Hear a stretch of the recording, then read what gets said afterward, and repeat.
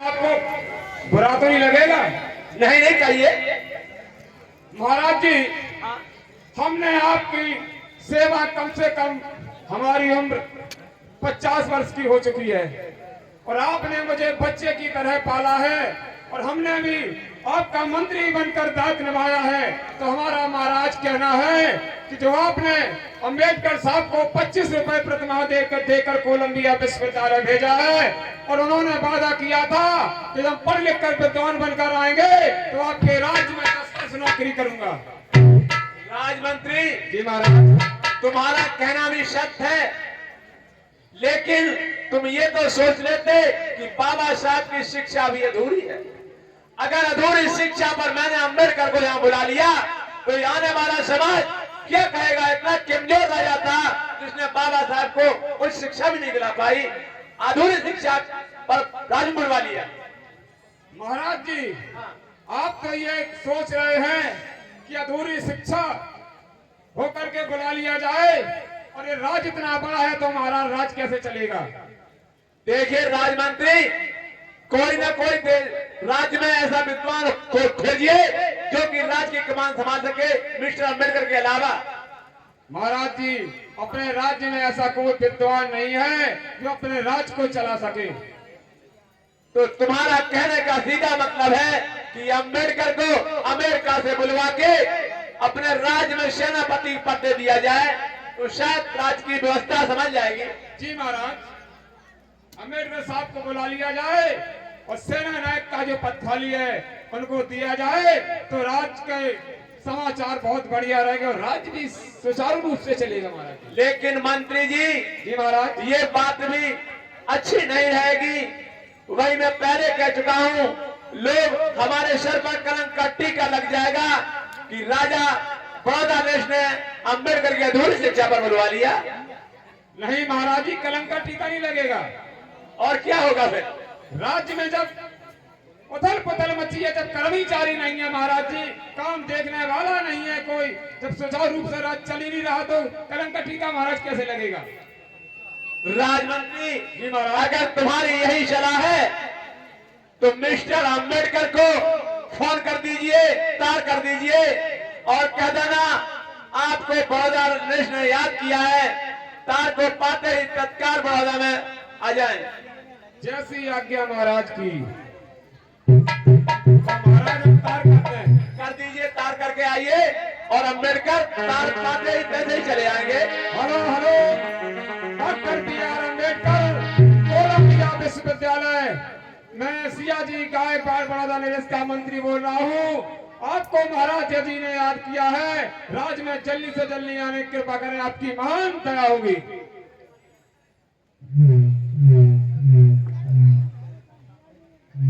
राजमंत्री का ये तार कर दिया?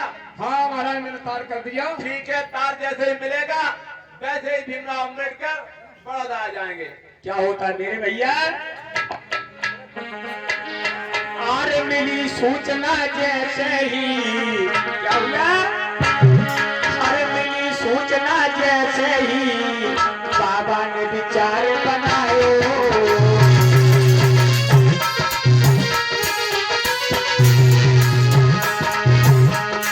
मेरे भैया जैसे ही सूचना पाई उसी समय विचार करने लगे, क्या क्या होगा, पता नहीं क्या होने वाला है, महाराज ने मुझे क्यों बुलाया है। एक पाई सूचना बाबा ने मन में विचार दिलायो।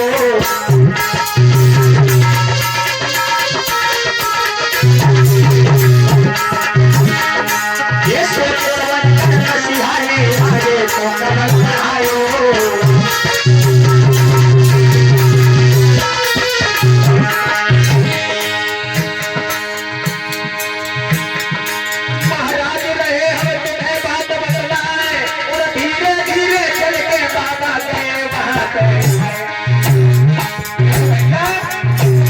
जैसे ही बाबा साहब देखिए चल करके आए,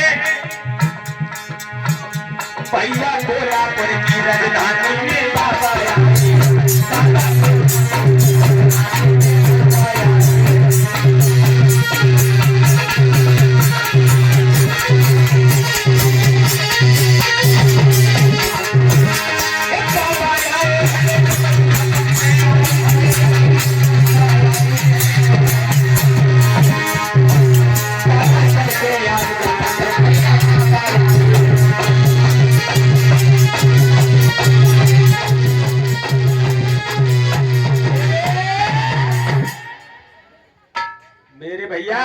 आज देखिए बाबा साहब।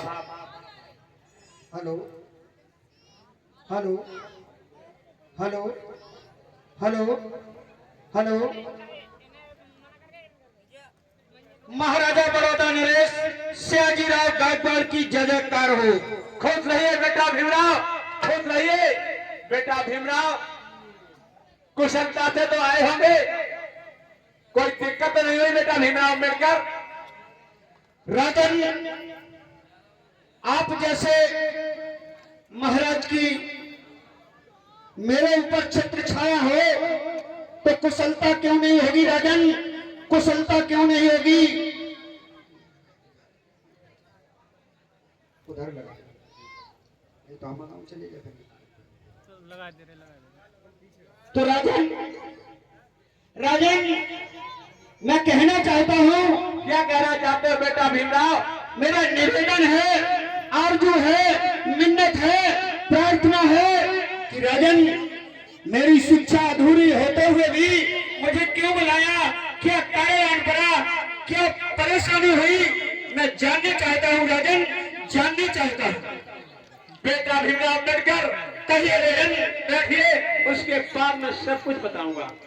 बताइए राजन, बताइए। भीमराव अम्बेडकर कहिए। आप तो जानते ही हैं कि हमारी उम्र लगभग 75 साल हो चुकी है। ठीक है राजन। हमारे राज के मनवादी कर्मचारी हमारे राज को तहस नहस करना चाहते हैं। अच्छा। बेटा भीमराव अम्बेडकर, क्योंकि हमारे राज्य में लेफ्टिनेंट जनरल कोई नहीं है।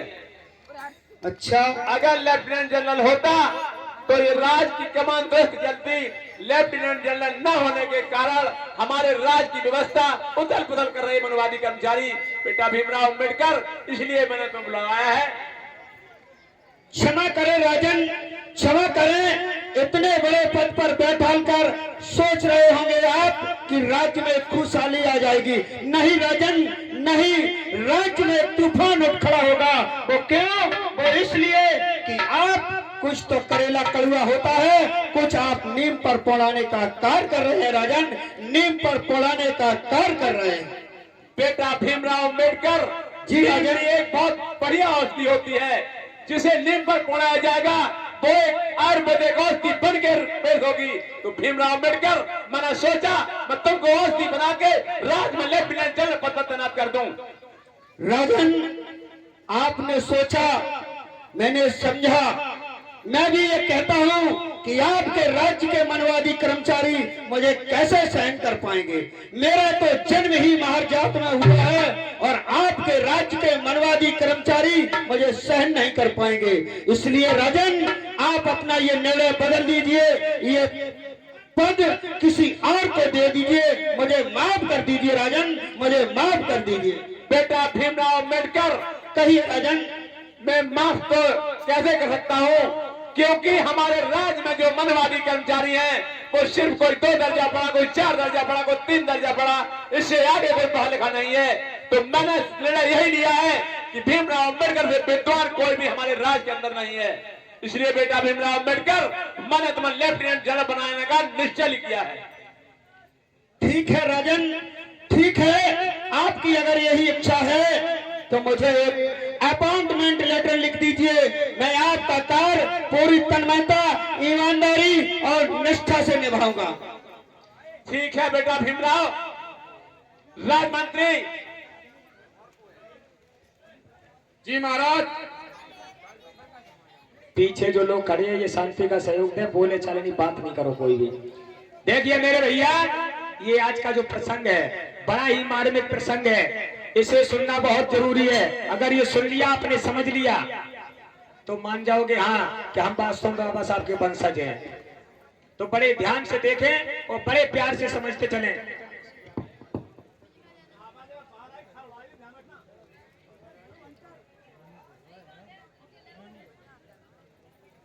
मंत्री जी महाराज।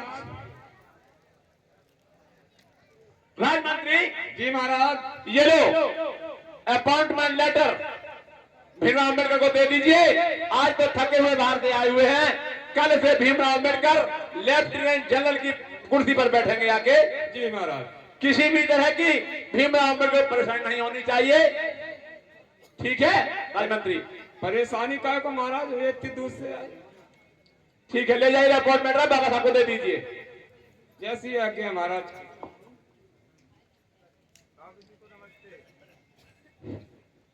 नमस्कार। हाँ नमस्कार नमस्कार, बताइए मंत्री ये जी। महाराज जी ने लेटर दिया है, ज्वाइन लेटर है आपका। आप कल से ड्यूटी ज्वाइन करें। आज तो आप हरे थके हुए आराम कीजिए और कल से आप अपने यानी आज में महाराजा जी ने हमको सेनापति का पद दिया जी और ये नियुक्ति पत्र दिया और कहा है कि आज आप हारे थके हैं तो आप आराम करिए और कल से ड्यूटी ज्वाइन करिए, ठीक है।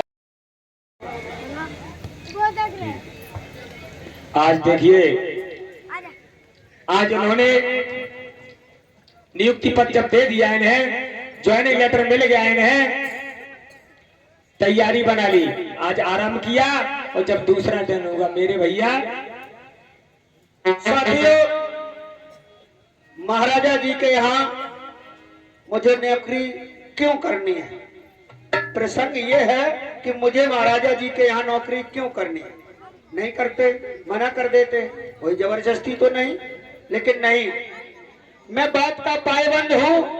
महाराजा जी ने मुझे कोलंबिया विश्वविद्यालय में जब पढ़ने को भेजा था तो मेरे से ये बात रखी थी कि बेटा मैं छात्रवृत्ति देकर आपको पढ़ा रहा हूँ और जब पढ़ लिख कर विद्वान हो जाओ तो कम से कम 10 वर्ष हमारे यहाँ नौकरी करना। नौकरी करूंगा लेकिन कोई हमको वेतन देंगे, सैलरी देंगे, इसलिए मुझे नौकरी करनी है और नौकरी तो कहीं भी करनी है। अगर पेट है तो इसलिए महाराजा जी की हमें शर्त के अनुसार शर्त मंजूर है और मंजूर के हिसाब से नौकरी करनी है।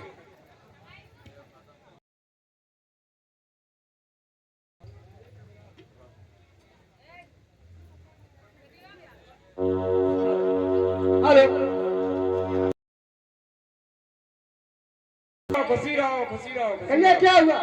पहले गला में टोट दो। छोड़ दो, आओ। बहुत अच्छे। अम्बेडकर को हमने बुलवा लो आओ। राज्य में। अच्छा, हाँ अब आगे क्या करोगे? देखो, हाँ, बताओ। सेना नायक को जो पद है तो आओ। उन्हीं को दिलवाया जो हमने। अरे अब तो नौकरी कैसे होगी? अधिकारी हो गया, इतनी अधिकारी है, बताइए हाँ कितनी बार नहाएंगे धोएंगे, हम अगर ना नहाएंगे हमारी घर वाली हो जाता है जुकाम नौकरी नहीं कर ना। देखो पहले हम राज्य में आए हैं तो पहले दिन ऑफिस में बैठन तो दो ना पता तो हम बता तो ठीक। आइए पत्रे पाड़े पाए आ गए। पहला दिन है उनका, उनको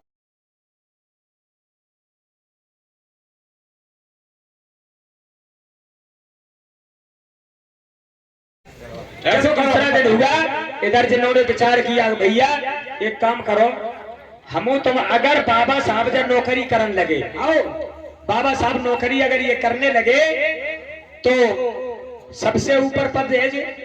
सही बात है कि नहीं है? हाँ भाई साहब। सबसे बड़ा पद है ये, और और जब सबसे बड़ा पद रहेगा तो हम लोगों की इज्जत क्या है? कुछ नहीं, जो वो कहेंगे वही हमें करना पड़ेगा। करना पड़ेगा। इसलिए हम तुम ऐसो करो, क्या? जो सयाजीराव गायकवाड़ है इन्हें नौकरी से इस्तीफा दे दो, राजा एकदम में भड़बड़ाए जाइए और भैया हाथ समझ लिया है। हाँ तो इस्तीफा लिखो जल्दी, मोहरे वोहरे लगाए कि चलो पेश करो। इस्तीफा लिखो, जल्दी लिखो, तुम लिखो।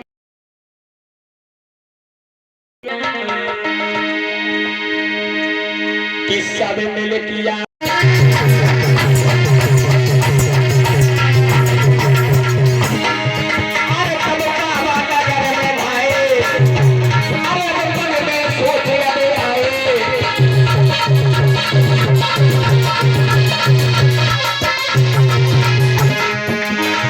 अरे बाबा साहब के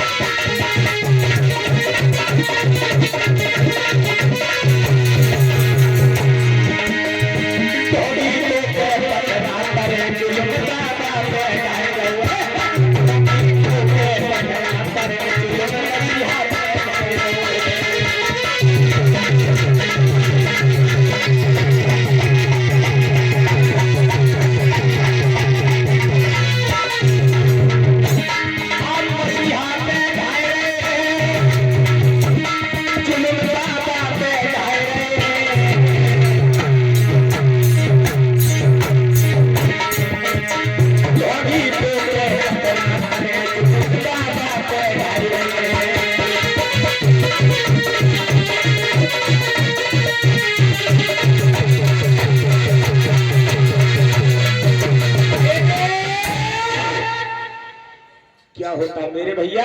आज बाबा साहब जब नगर में घूमने लगे, इधर उधर पूछने लगे, भैया मुझे एक कमरा मिल जाए रहने के लिए, सर झुकाने के लिए छत मिल जाए। आज देखिए कैसे जा रहे नगर में क्या होता है। हेलो हेलो साथियों, बड़ौदा राज्य के भाइयों, बुजुर्गों, माताएं, बहनों, सभी लोगों से मेरा निवेदन है, गुजारिश है कि महाराजा बड़ौदा नरेश के यहाँ मैं छोटी मोटी नौकरी कर रहा हूँ और मुझे सर छुपाने के लिए एक झोपड़ी की आवश्यकता है, यानी एक कमरे की आवश्यकता है। अगर किसी सज्जन के पास कोई कमरा हो तो मुझे किराए पे देने का कष्ट करे। है कोई इस मोहल्ले में? हाँ कहिए बाबूजी। है क्या इसी मोहल्ले में रहते हो? और कैसी बोले रहते हैं? फिर तो सारी जानकारी यहाँ की आपको मालूम होगी। बिल्कुल बाबूजी, बिल्कुल बाबू, जानकारी है। सीधी बात कहूँ मैं क्या कि कहिए? मुझे एक कमरे की आवश्यकता है। कपड़ा मिल जाएगा आपको? मिल जाएगा? और क्या? कैसे मिलेगा? कैसे मिलेगा? हाँ। आप किराया दो, हम कमरा देंगे। अच्छा, किराए पे देंगे आप? और क्या? तो क्या किराया पड़ेगा? किराया 2 रुपए 2 रुपए डे के मंथली? महीना पे, मंथली पे। अच्छा अच्छा अच्छा, ठीक है, दिया जाएगा आपको 2 रुपए। ठीक है, अपना नाम बताइए आप। लिखिए, किस पर लिखेंगे? लिखेंगे? अरे मेरे पास सामान लिखना।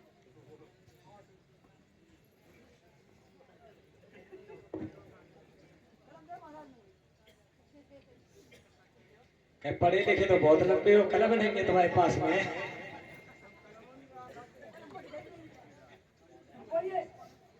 लिखिए, मेरा नाम भीमराव अंबेडकर। आपका नाम भीमराव अम्बेडकर। पिताजी को नाम श्री राम जी राव सकपाल। पिताजी को नाम श्री राम जी सकपाल। ग्राम अम्बावडे नगर, नाम अम्बावडे नगर, जिला रत्नागिरी, रत्नागिरी, महाराष्ट्र। महाराष्ट्र। महाराजा बड़ौदा नरेश के यहाँ डिप्टी अकाउंटेंट के पद पर कार्यरत। अच्छा अच्छा अच्छा, ठीक, मिल जाएगा कमरा? मिल जाएगा। और क्या? अब तो कोई बात नहीं है बात? अरे अभी कुछ बाकी रह गया। अबे रह गया? क्या रह गया? जात वाला कौन छूटो? अरे यार, के सर्टिफिकेट बनाने और जात वाला कॉलम छूटिए, हमने पता लिखवा दिया, आप कमरा दे दीजिए। अरे जात लिखी जाती है। जात लिखी जाती आप है कहीं कौन है? तो लिख लीजिए, मेरी जात महार है। मार। हाँ यार भैया ऐसा बाबूजी, हाँ, कहिए। यार हमारी घरवाली चली गई मैके, हाँ। चाबी ले गई बा भैया, हम नहीं दे पाए कमरा वमरा। अबे तो तुम बड़े नंबरदार बनते गाँव आए गए हैं, हम पे ले लो कमरा। अब हाल ही घरवाली तुम्हें मारन लगी। अरे बाबूजी तो डर लगा था कि कमरा दे दो आपको, इतनी चप्पल है हमारे। बिजली में करंट 220, वहां से 440 चलता है। जाइए। है कोई इस मोहल्ले में? हम तो कह रहे हैं कह तो आप ही तो रहे। हमसे। हाँ, आपसे। क्या कह रहे हैं? जब कह रहे कि एक कमरे की आवश्यकता है। कमरा चाहिए? हाँ, कमरा मिल जाए बाबूजी। मिल जाए। क्या चाहिए? अरे फिलहाल तो एक चाहिए। एक? हाँ। मिल जाए कमरा आपको। क्या क्या सुविधाएं होंगी? वहाँ में देखो, तुम्हें आपको किचन चाहिए वहाँ में? बिल्कुल है? बिल्कुल बाथरूम चाहिए? बिल्कुल। हैंडलूम चाहिए? ये हैंडलूम क्या होता है? हैंडलूम नहीं तुम जाना, वो क्या? खाचू खाचू चलाओ जा। वे पागल, हैंडलूम नहीं होता है, हैंड पंप होता है। हेड पंप हो? हाँ अच्छा, हमका हैंडलूम हो। हाँ, बताइए और कुछ? और का जब बताओ बाबूजी, अकेले हो कि आप कोई? फिलहाल तो अकेला हूँ। फैमिली वगैरह कोई है? फिलहाल तो अकेला हूँ। अकेले हो? हाँ। तो कमरा मिल जाए? मिल जाए। आओ। क्या नाम पता भी लिखेंगे? पहले नाम पता तो लिखो जा। लिखो। हम लिख लें? हाँ, आओ। अपना ताम पत्र लेके आओ। अरे, नाम पत्र पे जल्दी।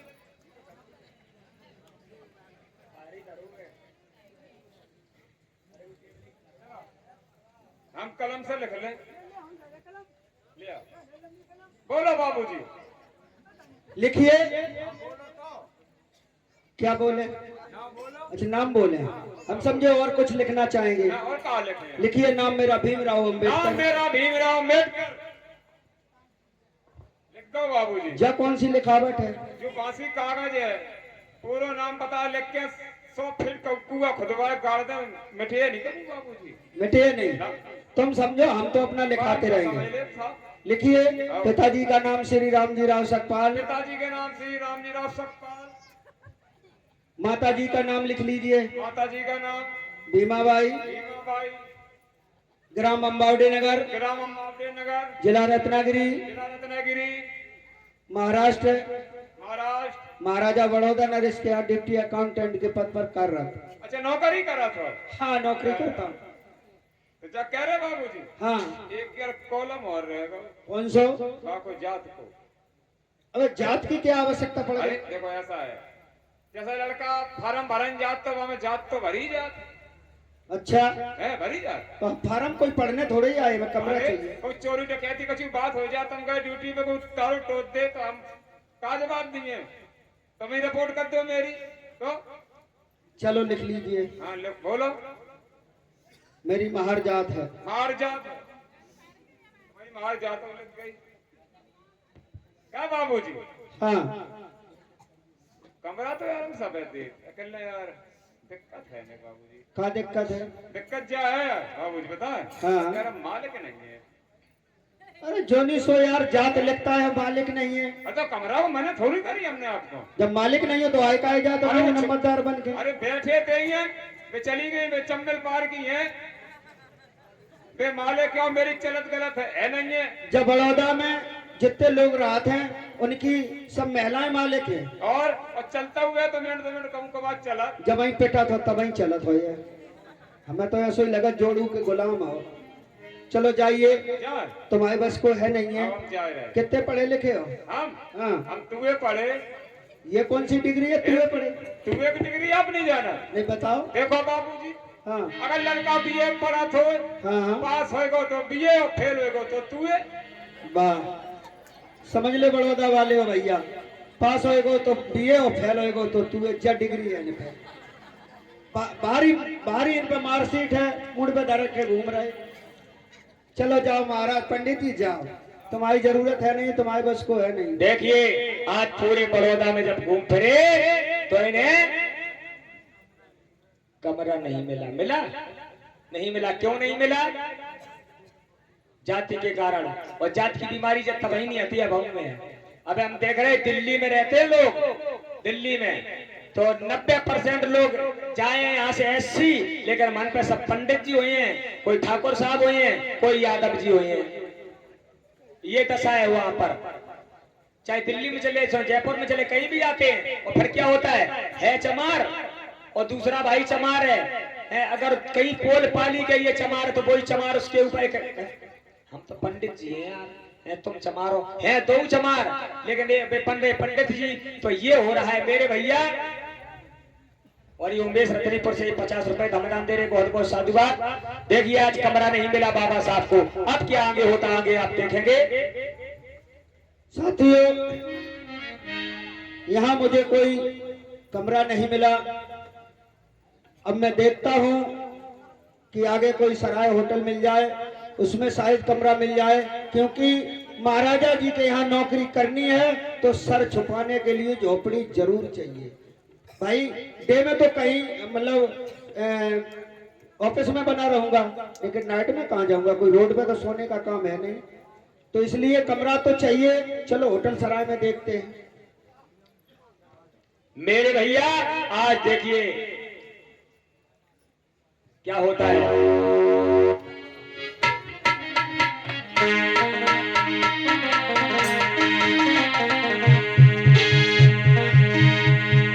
एक होटल था, होटल नगर के थोड़ी दूर पर होटल था जो पारसी का होटल था। किसका? पारसी का होटल था। और पारसी लोग जातवाद नहीं मानते हैं, केवल जो एक हिंदू ही धर्म है, ये हिंदू धर्म एक है। और हिंदू धर्म कौन सी भाषा का नाम है? न खातरा कोई जाना थो तो है, ये उर्दू भाषा का शब्द है। और हिंदू जो है जब विदेश से लोग आए थे तो उन लोगों ने कहा था इस देश के लोग जो हैं, जब तुर्क लोग आए तो उन्होंने इनसे जजिया कर मांगा। और जब जजिया कर मांगा तो उन्होंने कहा कि मेरे पास कुछ है नहीं, तो उन्होंने कहा जो तो दीन है, हीन है, ये लुटेरे है, चोर है, काफिर है, बेईमान है। हीन है यानी कि सब हिंदू है। ये हिंदू शब्द एक काली शब्द है, हम ना कह रहे हैं ना। एक कथा सम्राट हमारे परम सत्य आधार बाबा ने भी कहा है इस बात को, हम नहीं अकेले कहा थे, उन्होंने भी कहा है कि ये हिंदू शब्द गाली शब्द है, उन्होंने भी कहा है। और एक जब फिल्म चली थी संतोषी वाली, संतोषी जब कब से आई गई, संतोषी को भी उन्होंने बताया ये एक नचनिया थी। हेलो छोटो, जी पापा। अभी आपने देखा कि होटल में किसी भी प्रकार की कोई कमी तो नहीं है? कचौनी सब है, सबसे- पूरा शक्कर है, सब्जी है, आलू है, टमाटर है, प्याज है, लहसुन है। अच्छा अच्छा सब अच्छा। है। तो आप गेट पे देखे रहना, हाँ हाँ। कोई भी अपना ग्राहक आता है क्या उससे पापा? जी। मम्मी का लेवाया है। अभी घर पर बैठी थी, टाइम पास नहीं हो रहा था, तो हमने कहा वहाँ पर कुछ काम बटाएंगे। अच्छा, क्या कर्मचारी आज है नहीं है? हाँ चलो काम बटा रहे हैं। उनका समय नहीं कट रहा था, तो हमने सोचा कि यहाँ थोड़ा काम भी बटाएंगे और क्या? और होटल पे रुक जाएंगे। आप पहले- छोटू देखिए, आओ। कोई भी ग्राहक आए उससे बड़ा इज्जत से पेश आना। ठीक है, इज्जत से आना पापा। ठीक इज्जत है। कहाँ लगता? जी और मन में दुखी हुए बाबा साहब, आज देखिए बहुत दुखी है, मन में दुखी हुए बाबा साहब, अब आगे की ओर धाए, आगे की ओर धाए, अब सोचते जाने मन अपने वो मन में बहुत पछताए।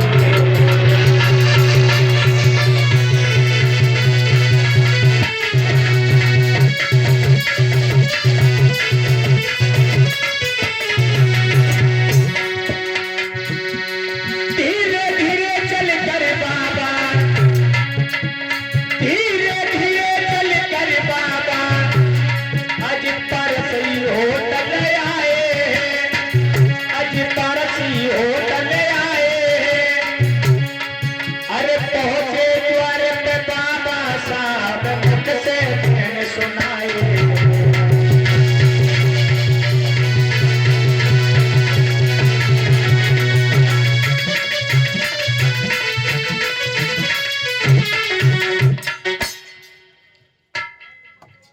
आज जैसे ही होटल के दरवाजे पर पहुंचे तो एकदम से कुंडी खटखटाई, गेट खटखटाए, बैंड बजाई। Hello hello.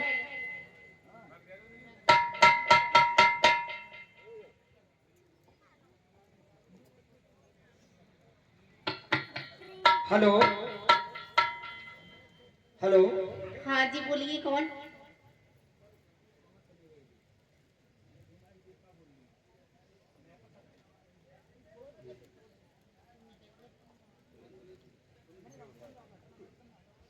हेलो। जी बाबूजी। क्या ये होटल आपका है? मेरा नहीं है, पापा को है। समझो साहब, होटल पापा को है। तुम यहाँ क्या कर रहे हो?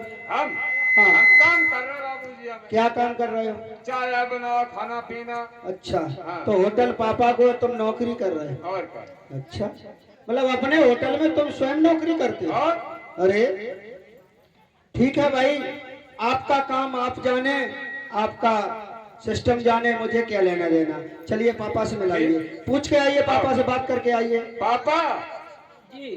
एक बाबूजी आए, कोट पैंट पहने, बहुत बढ़िया चश्मा लगाए। अगर पापा से पूछो कि हम अंदर चले चाहत गई। अच्छा छोटू, तुरंत जाओ, इज्जत के साथ उनको लेकर के आओ। आओ बाबूजी। हाँ कहिए। चलो, पापा ने अंदर बुलाओ। चलो ठीक, चलिए। चलो तो हम जो टैलेंट। अरे भाई, अपना सामान मैं स्वयं रखता हूँ, यानी अपना सामान मैं स्वयं ले रखता हूँ। तो हम तो उठाई गिरा है का? नहीं, मैंने नहीं ये कहा कि आप उठाई गिरा है, मैं अपना कार्य स्वयं करता हूँ, मैं किसी से करवाता नहीं। ठीक है तो चलो। आइए चलिए। चलो।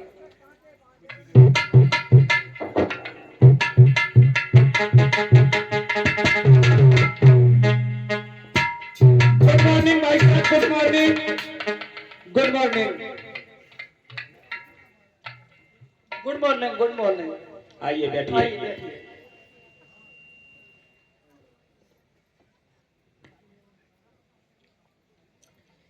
क्या भाई साहब होटल आपका है?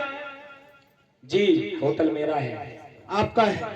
जी और ये लड़का किसका है? लड़का भी हमारा ही है। कौन सी अंधेरी रात में पैदा किया है? क्यों क्या हो गया? अरे बच्चा से मैंने पूछा कि ये होटल किसका है, बोलता है मेरे पापा का है। मैंने उससे कहा कि अरे पापा की जो संपत्ति होती है वो बच्चे की होती है। हाँ ये बात तो सत्य है। लेकिन वो तो कहता नहीं नहीं नहीं, वो तो पापा ही का है, जब पापा मर जाएंगे तब मेरा होगा। अब ये भी बात सही है। अभी बेचारा जाता है थोड़ा घर में काम नाम करता है, पढ़ने लिखने जाता है, अभी ज्यादा समझदार नहीं है। अच्छा पढ़ता लिखता नहीं है? ऐसे ही पढ़ता लिखता है। अगर आप इसको पढ़ाएंगे लिखाएंगे नहीं तो ये धंधा चौपट हो जाएगा। अब सोच तो रहे हैं पढ़ाने लिखाने की, अच्छे स्कूल में एडमिशन करवा देंगे। ठीक है। इस साल थोड़े कारीगर जो थे वो चले गए, इसलिए मैंने कहा चलो थोड़ा बहुत काम बंटवाओ। ठीक है। ये लड़की कौन है? लड़की तो देख रहे हो आप, बराबर बैठी तो कौन हो सकती है? अच्छा चेला चेली रखते हो? बहुत बहुत बहुत बड़े धन्यवाद हो।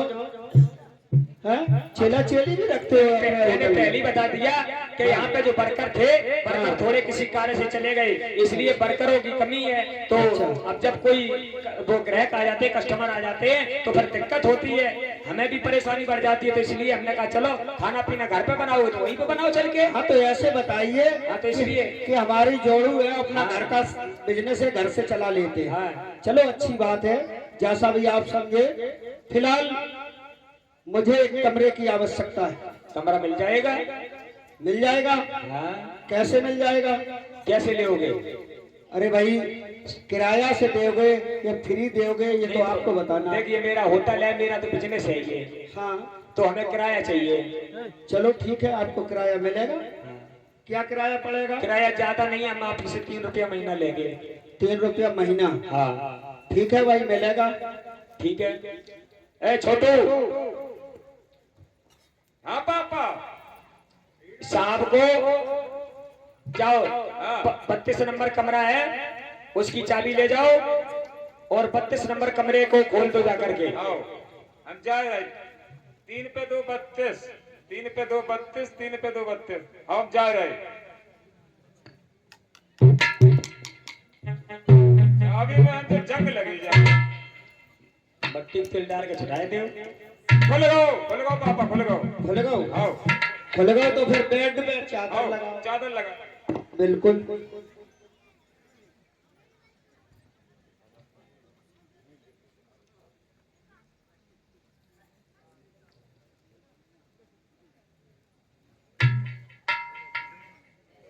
वाह भाई वाह, चादर लगाने आए हैं। हमारे लिए कमरा खोला, बेड लगाया, चादर लगाने खुद ही लौट के सोने लगे। छोटू ये क्या हो रहा है? बाबूजी हाँ। चेक कर रहे तो गुलगुलो है क्या नहीं? अरे बड़े समझदार हो, तुम चेक कर रहे थे। चलो बाबूजी। चलो ठीक है, चेक कर लिया। अब आप लेटो। हाँ। तो चाय लिया, समोसा बना लिया। नहीं नहीं नहीं, मैं चल के आया हूँ और आराम विश्राम करूंगा। चाय और ये सब सुबह देखा जाएगा। कछू नहीं खेओ ये चीजें। नहीं नहीं नहीं, बैठी आप अपना होटल चलाइए। तो का बनाओ खेओ।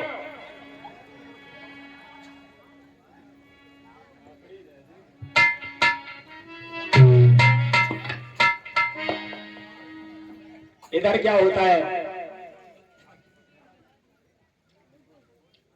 मेरे भैया? आज बाबा साहब थे, बाबा साहब देखिए रूम के अंदर जब पहुंचे और जाकर के लेट गए और लेट गए। इधर क्या होता मेरे भैया?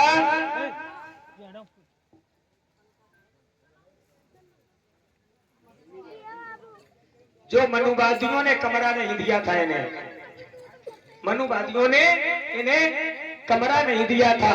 आज राजा के जो कर्मचारी थे उन्होंने मन में विचार किया कि यहाँ पर बड़ौदा की जो रियासत है इसमें भीमराव को कहीं कमरा नहीं मिला, और जब कमरा नहीं मिला तो ये गए तो गए कहाँ? आज वो ढूंढते ढूंढते ढूंढते ढूंढते जो आपस में आसपास जितनी भी सराय थी वहां देखा, होटल थे उनको देखा। आज देखिए उन्होंने सोचा भैया हम लोग सब जगह घूम चुके हैं, भैया हम लोग सब जगह घूम चुके हैं, लेकिन कहीं अम्बेडकर नहीं मिले हैं, नहीं मिले, कहीं पे नहीं मिले। लेकिन एक काम करो, क्या? एक पारसी होटल रह गया है अच्छा अच्छा। जो अपने वो पास में है उत्तर दिशा में, वो पारसी होटल रह गया है। चलो वहां पर चल के देखते हैं, कहीं ऐसा तो नहीं वहीं ठहरे हो। ठीक, चलते हैं चलते हैं, आइए। हेलो हेलो हेलो, स्टेशन छोड़, हमसे मिलो। इधर आइए, इधर आइए। क्या कह रहे हैं? ये होटल आपका है? ना, मेरे पापा को है। पापा को? और का? पापा के निकले, हम पापा के? अच्छा। तो होटल किसका हुआ? पापा को गाओ बस बकरी की। तेरा नहीं हुआ? ना। बड़ा अजीब है। नीचे नीचे क्या कर रहे हैं? इधर आओ तो इधर आओ। हम क्या कह रहे हैं हाँ, कि हम अठवारा साथी आए हैं। अठवारा साथी है। हाँ, आओ। अपने पापा से कहो जाए हम अठवारा साथी आए, आप होटल रुकना चाहते हैं। अच्छा, हाँ, जाओ आओ। जल्दी जाओ फटाफट। पापा जी बेटा। कह रहे हाँ, अठवारा हाथी आए। हाथी है तो ऐसा करो, लाठी ले जाओ जी। लाठी ले जाओ। हाँ, और इन्हें भगा दो, न पता नहीं होटल की दशा खराब कर दे हमें।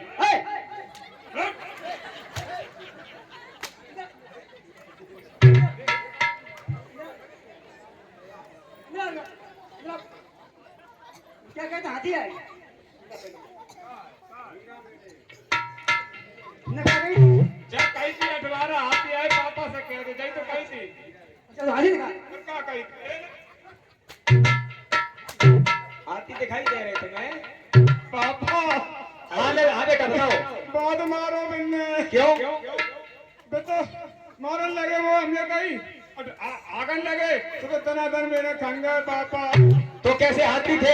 हाथी नहीं है, और अठवारा साथी हैंगे। बेवकूफ कहीं के, तू कह रहा था हाथी है। हमने समझ नहीं पाई पापा। अच्छा, जाओ साथी है अगर तो उन्हें इज्जत के साथ ले आओ। इज्जत के साथ। हाँ। आओ पापा, हम जा रहे। भैया जब मैं अपनी इज्जत दे आओ इधर आओ। या पापा ने मंगाई। इधर आओ। जाने इज्जत दे।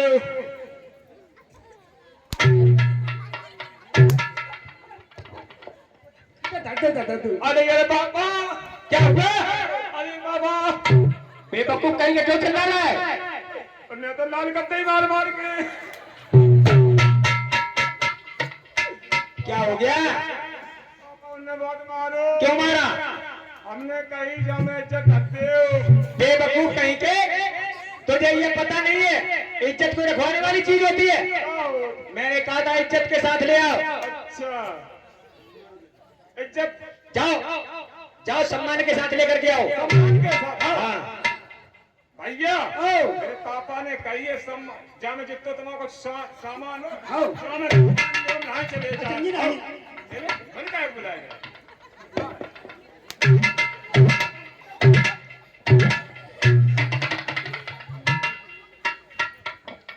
आज रे पापा क्या हुआ?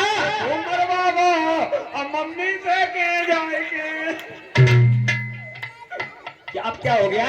हमने कही जा मैं सब जितो सामान हो जा मैं बांधने हो। बेवकूफ कहीं के, सामान बदल तो मैंने कहा था सम्मान के साथ में ले आओ। सम्मान के साथ। हाँ, इज्जत सम्मान के साथ और पुरस्कार करके प्यार से ले आओ। पुरस्कार के। हाँ भैया चलो पापा ने कही क्या कही? प्यार और पुरस्कार से।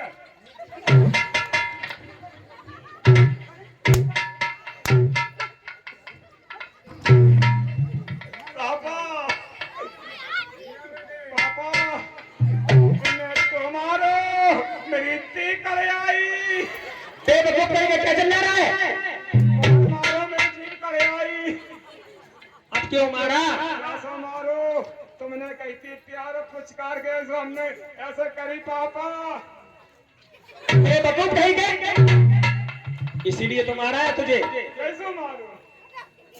मैंने कहा था इज्जत सम्मान के साथ ले आओ, प्यार से ले आओ। ग्राहक होते हैं, ग्राहक से प्यार की भाषा बोली जाती है। और मीठा बोल, दुकानदारी का मतलब होता है मीठा बोल और पूरा तौल। माल पूरा देते रहोगे और मीठा बोलते रहो, दुकानदारी चलती रहेगी। और अगर तुमने मीठो बोलते रहे और तौल कम देने लगे, ठप हो जाएंगे। या फिर तौल पूरी देते रहे और मीठा नहीं बोले, कड़वा बोलते रहे, तो दुकान ठप हो जाएगी, फिर ग्राहक जाना बंद कर देंगे। इसलिए मीठी भाषा होनी चाहिए। तो पापा आपका कहाँ है? आपका कहें, अब जाओ प्यार के साथ में लेके आओ, जाओ। मेरे पापा ने बताया मुझे। चलो पापा जा कहिए, हाँ। अंदर चलो होटल में। चलो चलो चलो चलो चलो। गुजिया खाओ को पर आखे खाओ। नमस्कार नमस्ते पासी, नमस्कार नमस्कार नमस्कार। आपका होटल में रहना चाहते हैं हम लोग। हाँ, रहने के लिए जगह उपलब्ध है, कोई दिक्कत नहीं। हमें बताइए कितने लोग हो तुम?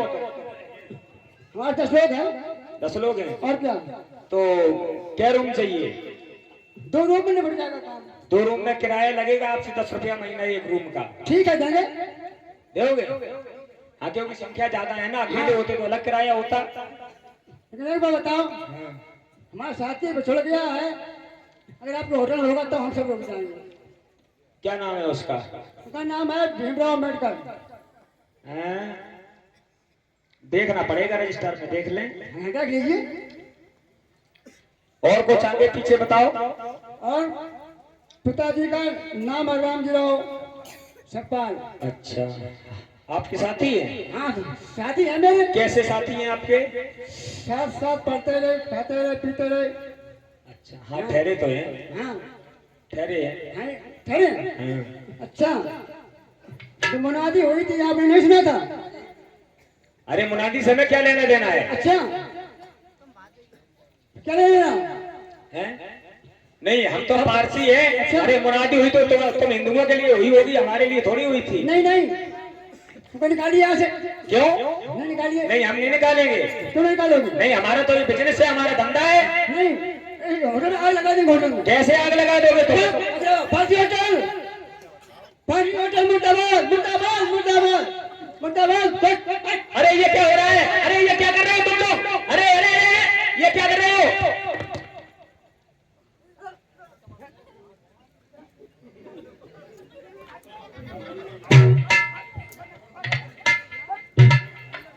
निकलो निकलो निकलो। अरे मिस्टर अम्बेडकर, जाओ यार, मेरे होटल में आग लगा दी गई है। देखिए मेरी दशा खराब हो गई है। ओहो। देखिए ये क्या हो रहा है? क्यों भगा दिया गया? क्यों नहीं ठहरने दिया? क्योंकि ये अछूत है। बताओ, होटलों में नहीं रुकने दिया। तो आज चाहे कौन होटल में चले जाओ, किसी भी होटल में चले जाओ, कोई रोकता है क्या? कोई जात पूछता है क्या? नहीं, ये देर किसकी है? लेकिन आपके सर पर ये है, क्या है? भारत का संविधान। ये एक ऐसा यंत्र है, जैसे कछुआ देखा आप लोगों ने? कछुआ, अगर कछुआ यहाँ पर रोड पे निकल जाए और उसके ऊपर से होकर मोटरसाइकिल निकल जाए, क्या मर जाएगा? नहीं मर जाएगा। और अगर उसकी जो कवच है, कवच हटा दी जाए तो हाल मर जाएगा। और इसी प्रकार से ये संविधान जब हम लोगों के जब तक हमारे ऊपर है, तब तक ये रक्षा करता है। और अगर ये संविधान हट जाए तो जैसे उस कछुआ की मौत हो जाती है, इसी प्रकार से हम लोगों की मौत हो जाएगी। इसीलिए लोग समय समय पे संविधान में परिवर्तन करते रहते हैं। अच्छा, यहाँ पे इतनी भीड़ में इतने लोग बैठे हैं, संविधान किसके किस घर में है? हाथ उठाओ ने। चलो, काफी लोगों के पास है। अरे अभी हमने एक गांव में गया था, वहां तो किसी के पास नहीं था। फिर मेरे पास एक किताब थी संविधान की, फिर मैं वो वहीं देके आया उन लोगों को। मेरे भैया, आज देखिए, और सबके घर में होनी चाहिए। अरे सबके घर में गीता मिलेगा, पुराण मिलेगा, कुरान मिलेगा, वो गीता मिलेगी, भागवत मिलेगी, सब कुछ मिलेगा, लेकिन संविधान नहीं मिलेगा। लेकिन तरक्की तुम्हारी हुई तो संविधान से ही हुई है। इसलिए प्रत्येक घर में ऐसे एक संविधान होना चाहिए। क्यों? जब तुम पढ़ोगे तो फिर समय समय पर जान लोगे कि आप कौन अनुच्छेद में परिवर्तन हुआ है। इसलिए संविधान सबके पास होना चाहिए। आज देखिए मेरे भैया, आज बाबा साहब को कमरा नहीं मिला, आज बाबा साहब को भगा दिया गया, पारसी होटल से भी निकाल दिया गया। आज बाबा साहब उदास हो गए। अब उदास हो गए, जब उदास हो गए तो सोचने लगे मन में, इस प्रकार से मैं कैसे नौकरी कर पाऊंगा।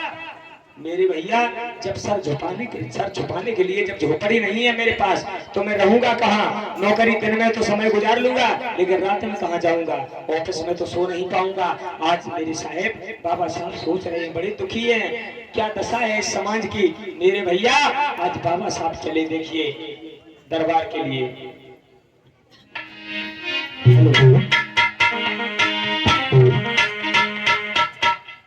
यहाँ मानवता से भी नीचा लोग मेरे संग करें व्यवहार, पानी भी होए नसीब नहीं, ऐसी सर्विस करना है धिक्कार, ऐसी सर्विस करना है धिक्कार।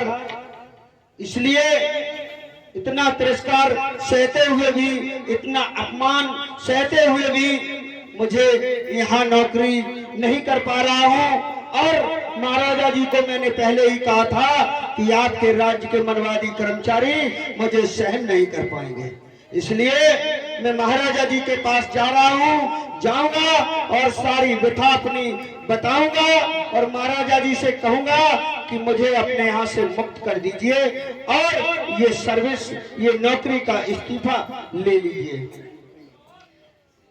चलिए देखिए, आज बाबा साहब ने विचार बनाया और विचार बना करके आज बाबा साहब श्याजीराव गाय के बाग के पास में चले। सोच लिया मने आपने, करे हैं हम अरदास। मेरे भैया कहने लगे बाबा साहब, अब हम विनय करेंगे जा करके, महाराज मैं इस प्रकार से नौकरी नहीं कर पाऊंगा, कहाँ रहूंगा, कहाँ ठहरूंगा, इसलिए अब मैं नौकरी से इस्तीफा दूंगा जा करके। ये विचार बना करके आज चलते हैं दरबार के लिए। मेरे भैया जब चले तो दरबार में पहुंचे जा करके क्या हुआ आगे देखेंगे आप लोग। चलते रहो जल्दी जल्दी, बड़ा प्रसंग है बहुत। महाराजा बड़ौदा नरेश सयाजीराव गायकवाड़ की जय जयकार हो। खुश रहो बेटा भीमराव, खुश रहिए बेटा भीमराव। इसी बीच सत्येंद्र जन सेवा कैसे आना हुआ, धमदान दे रहे, बहुत बहुत साधुवाद। राजन, मैंने पहले ही कहा था कि आपके राज्य के मनवादी कर्मचारी मुझे सहन नहीं कर पाएंगे। आप वही हुआ जो मैंने कहा था। मैंने कहा था कि करेला कड़वा है, नीम पर मत पड़ाइए, लेकिन आपने कहा बेटा भीमराव अम्बेडकर जी राजन मत कहिए ऐसा सब कुछ। मैंने सब कुछ अपनी खुली आंखों से देखा है, तुम्हारे साथ क्या क्या नहीं हुआ है, मैंने सब कुछ देखा है बेटा भीमराव अम्बेडकर। क्या करूं, हमारी मजबूरी है। मैं एक शूद्र राजा हूं, अगर कोई क्षत्रिय होता तो अभी तक सेना का कत्लेआम करवा देता, लेकिन क्या करूं बेटा भीमराव अम्बेडकर, बेटा भीमराव अम्बेडकर, मैंने सब कुछ देख लिया बेटा भीमराव अम्बेडकर। राजन, जब आपने सब कुछ देख ही लिया है, जान ही लिया है, तो मैं कुछ ना कहते हुए अपनी बात कहता हूँ कि राजन मैं नौकरी से इस्तीफा लेकर आया। ठीक है भीमराव अम्बेडकर, आपका इस्तीफा मैं मंजूर कर लेता हूं बेटा भीमराव अम्बेडकर। और आपको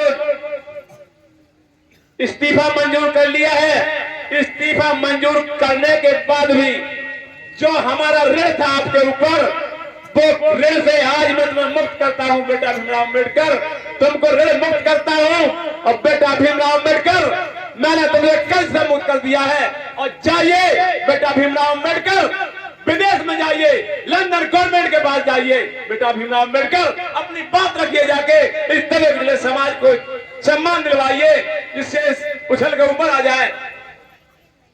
राजन, आपने हमारा इस्तीफा स्वीकार कर लिया, आपने अपने यहाँ से मुक्त कर दिया, लेकिन राजन मेरे कर्ज का क्या होगा? मेरा जो कर्ज है, मेरे ऊपर जो आपका ऋण है, वो कैसे पटाऊंगा? बेटा भीमराव अम्बेडकर, हाँ कहिए। मैं कह चुका हूँ आपके ऊपर हमारा कोई कर्ज नहीं है, मैं कर्ज से माफ कर चुका हूँ तुम्हें बेटा भीमराव अम्बेडकर। आज से तो हमारे ऋण से माफ हो बेटा भीमराव अम्बेडकर। धन्य हो राजन, जाइए, सब समाज का उत्थान कीजिए जाके। धन्य हो राजन, धन्य हो, आपने मुझे अपने कर्ज से मुक्त कर दिया। मैं भी इस भरी सभा में कसम खाता हूँ कि आपकी नौकरी छोड़ी है तो कभी किसी की नौकरी नहीं करूंगा। और भीमा मैया की कसम खाकर कहता हूँ कि ऐसी जिल्लत की जिंदगी जीने से मर जाना अच्छा है। इसलिए राजन, मत करिए ऐसी बात तो मरने की बात बुजदिल सोचते हैं। तुम बुजदिल नहीं हो, तुम उस बहादुर माँ के बेटे हो और तुम्हारा पिताजी बहादुर थे और तुम भी बहादुर बेटे हो। ऐसी बातें मत करिए, मरने की तो बुजदिले सोचते हैं, ऐसा तुम मत सोचिए। और बेटा मिलकर आप जाइए और आपके लिए मेरे राज का खजाना हमेशा खुला रहेगा। राजन, आपने कहा कि खजाना खुला रहेगा। जी हाँ। बहुत अच्छी बात है कि हमारे लिए आपका खजाना खुला रहेगा। और मैं भी इस भरी सभा में प्रण लेता हूँ कि जब तक हमारी जिंदगी है, जान में जहान है, जहान में जान है, तब तक इस ललुआ समाज की लड़ाई को लड़ता रहूंगा। यहाँ नहीं तो विदेश तक जाऊंगा, लंदन जाऊंगा, लेकिन इनके अधिकार, हक, हुकूमत के लिए हमेशा लड़ता रहूंगा। धन्य भीमा माँ के लाल, धन्य भीमा लाल के लाल, तुमने हमारा सीना गर्व से ऊंचा कर दिया। मैं भी यही सोचता था कि बेटा भीमराव, मैंने आपको पढ़ाया लिखाया है तो इसका कुछ ना कुछ तो समाज के लिए कर ही दीजिए। बेटा भीमराव अम्बेडकर, जाइए सब चल, और मैं आपको सम्मान अदा करता हूँ। ठीक है राजन, ठीक है। कर्मचारियों, मेरे भैया, अच्छा एक बात बताओ मेरे भैया ये कथा समझ में आ रही है कि नहीं आ रही है? कितने लोगों ने समझ में आ रही है? हाथ उठाओ ने। सबके समझ में आ रही है। तो ये प्रसंग आगे बढ़ना चाहिए कि चैप्टर बदले हम? इसी को बढ़ाएं आगे। चलिए अब देखिए, हमारे आपके अधिकार के मांग करने के लिए ये ब्रिटिश सरकार से कैसे जाते हैं, सुनेंगे आप लोग बड़े प्यार के साथ। मेरे भैया, ये ब्रिटिश सरकार, मैंने बताया था उस दिन, मैंने कहा था फ्रांस आए, तुर्क आए, गुलाम वंश आया, खिलजी आए, लेकिन किसी से कोई परेशानी नहीं हुई। मुसलमान आए, किसी से कोई परेशानी नहीं हुई। लेकिन इस देश में जब अंग्रेज आ गए तो लोगों के पेट का पानी खोलने लगा था। क्यों? अंग्रेजों ने यहाँ पर दलितों को अधिकार देने का काम किया था। मेरे भैया, आज पूर्ण अधिकार बाबा साहब मांगने के लिए जाएंगे। जो आज मंच में बैठे हैं, हम लोग मंच के सामने बैठे हैं, कुर्सियों पर बैठे हैं, आज ऑफिसों में बैठते हैं, डीएम है, कलेक्टर है, मिनिस्टर है, सीएम है, ये पीएम है, ये कैसे बनते हैं, ये अधिकार कैसे मिले हैं, अभी आप देखेंगे। अरे मजा तो रोज देखे होंगे आपने, लेकिन ये अब बात जाए, अगर मजा दिखाइए तो फिर कथा ना हो पाई है। सच्चाई तो ये है। तो मेरे भैया, आज क्या होता है देखेंगे आप लोग। आज स्वागत सम्मान राजा साहब ने कहा कि जाओ विदेश भेजेंगे इनको। विदेश से ब्रिटिश सरकार से मांग करेंगे जा करके कि हमारे देश में ये जांच होनी चाहिए कि छुआछूत है तो है कैसी। उसके लिए आज बाबा साहब को भेजा जा रहा है। देखिए साथियों, सारे लोग आइए और भीमराव अम्बेडकर का स्वागत सम्मान करके विदेश जाने की व्यवस्था करिए, क्योंकि विदेश जाने के लिए दामों भी पड़ेगी। एक एक पैसा इकट्ठा करके और अपने खजाने से भी दान दूंगा। और बेटा भीमराव अम्बेडकर, तुम ब्रिटिश जाइए, अपनी बात ब्रिटिश गवर्नमेंट से कहिए जाके हमारे देश की हालत क्या है। बेटा भीमराव अम्बेडकर, जाइए, भेजिए स्वागत करके।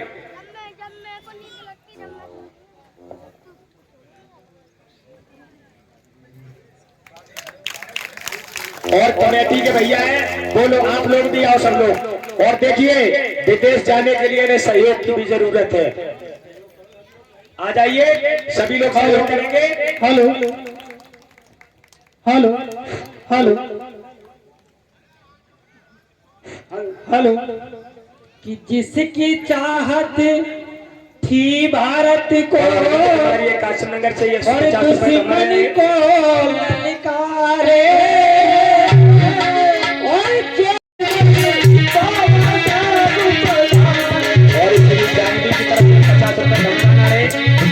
जिसकी चाहत थी भारत को दुश्मन को ललकारे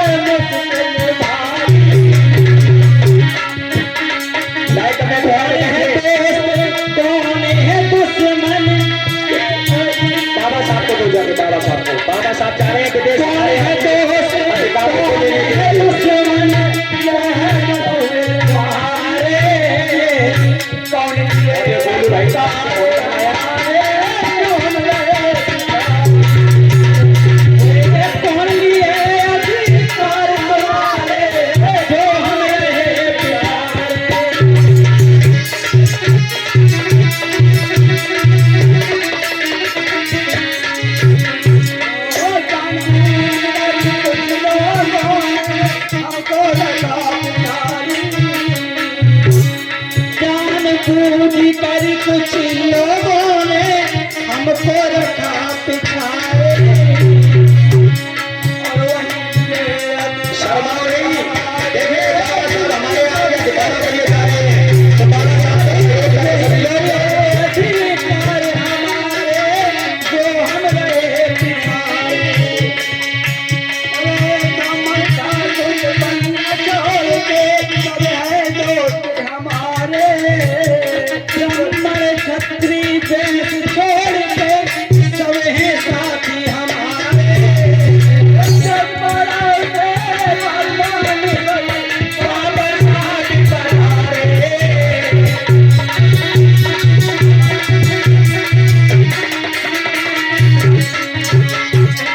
जिसकी चाहत थी भारत में दुश्मन को ललकारे।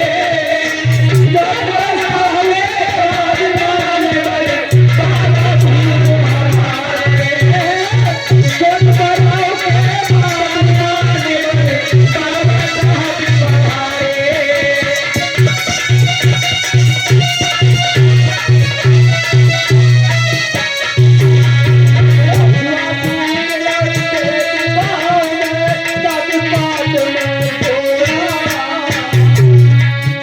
अरे छुआ छूटी और भेदभाव को क्या करे तोड़ा। सवार पताकी बने हुए हैं थोड़ा।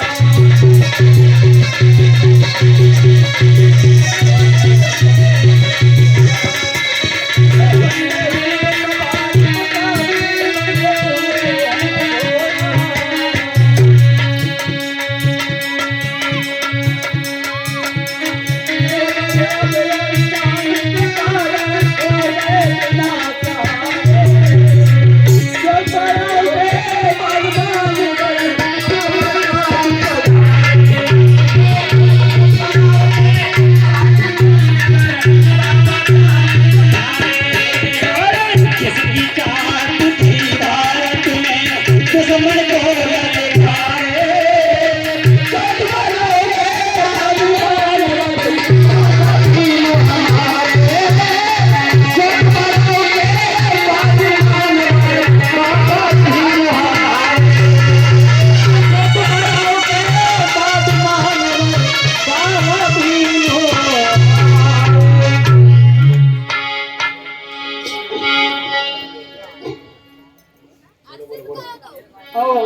जिसकी चाहत थी भारत में दुश्मन को ललकारे। जिसकी चाहत थी भारत में दुश्मन को ललकारे। बाबा साहब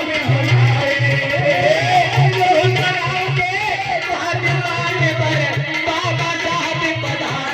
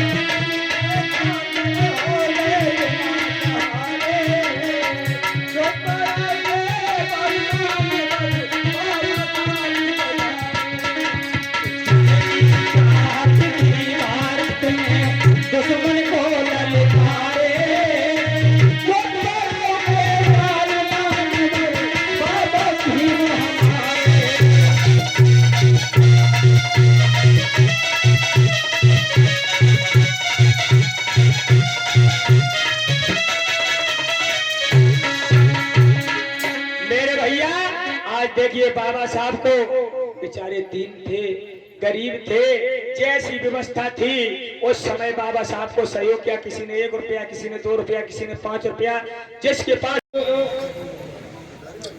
सोचने और मजबूरी को मत समझो। मैंने जो सोचा है और विचारा है कि लंदन जाऊंगा और लंदन सरकार के सामने, लंदन पीएम के सामने यहाँ की दिशा और दशा को रखूंगा। उनसे कहूंगा कि आपने 140 साल इस भारत पर शासन किया है, क्या मेरे समाज के साथ यही दुर्व्यवहार हो रहा है कि एक टाइम भरपेट भोजन नहीं कर सकता है और कुओं पर नहीं चढ़ सकता है, तालाब पोखरों से पानी नहीं ले सकता है, नए कपड़े नहीं पहन सकता है। ये बातें, ये शर्तें, ये विचार लंदन सरकार के सामने रखूंगा। और आपने जो हमको एक एक पैसे एकत्रित किया, एक एक पैसा पसीना बहा के हमको एकत्रित किया और हमको दिया, इसके लिए मैं सदैव सारी जिंदगी आभारी रहूंगा। और जहां भी आपका पसीना गिरेगा मैं अपना खून बहा दूंगा, लेकिन समाज के खातिर हमेशा संघर्ष करता रहूंगा। देखिए मेरे भैया, आज बाबा साहब चले, आज एरोप्लेन का टिकट लिया और आज पहुंचे जाकर के एयरपोर्ट पर। जब पहुंचे जाकर के देखिए एयरपोर्ट पर बैठते हैं बाबा साहब, पहुंचते हैं एयरपोर्ट पर और जब इधर पकड़ लियो कुर्सी में,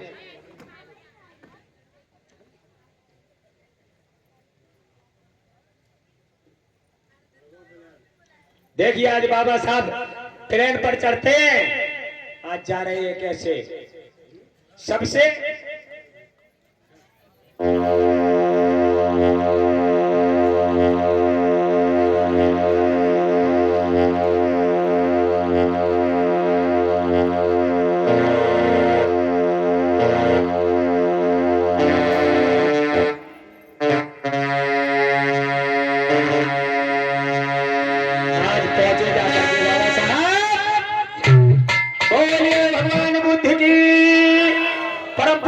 सत्य बाबा साहब जी। मेरे भैया इधर क्या हो, चलिए हेलो, इधर क्या होता मेरे भैया, आज बाबा साहब विदेश में जाते हैं। अब आप लोग आगे की सीन में देखेंगे, मेरे दिमाग में एक बात आ गई है, वो बता दें, तब तक ये झांकी तैयार हो रही है। देखिए बाबा साहब ने किसके लिए लड़ाई लड़ी, हमारे आपके लिए। और अगर न लड़ाई लड़ते, गांधी जी ये कहा करते थे बाबा साहब से कि एक काम करो, दलित समाज के तुम नेता हो जाओ, दलित समाज के तुम नेता हो जाओ और जनरल के हम नेता रहे। अच्छा एक बात बताओ भैया, मेरे जने इतनी सभा में हर जन कितने लोग बैठे, हाथ उठाओ ने भैया, लोग आप भी उठाओ, हर जन कितने लोग बैठे, हाथ उठाओ, ईमानदारी से उठाओ, शर्माओ नहीं, हर जन हो ना सब लोग। और अच्छा बैक बैठ के कितने लोग हैं, हाथ उठाओ ने, पिछड़ा वर्ग के का चक्कर है। कथा तो बैकवर्ड हो रहे हैं, यानी कि कथा तो बहुजन समाज की हो रही है, चक्कर नहीं समझ में आ रहा है। चलो अच्छा हरिजन तुम लोग हो, लेकिन हम हरिजन नहीं है। अब सुनो, हरिजन को इतिहास सुन लो, कथाएं तो सुनते रहते हो, लेकिन इतिहास सुन लो, इतिहास जानना बहुत जरूरी है। मैंने 4 दिन तक जो भी बताया आपको बताया, याद रहा हो ना रहा हो, लेकिन ये जरूर याद रखना, हरिजन कौन और कैसे। गांधी जी कहते थे हरिजन, हरिजन कौन है सुनेंगे आप लोग। देखिए एक प्रथा थी, प्रथा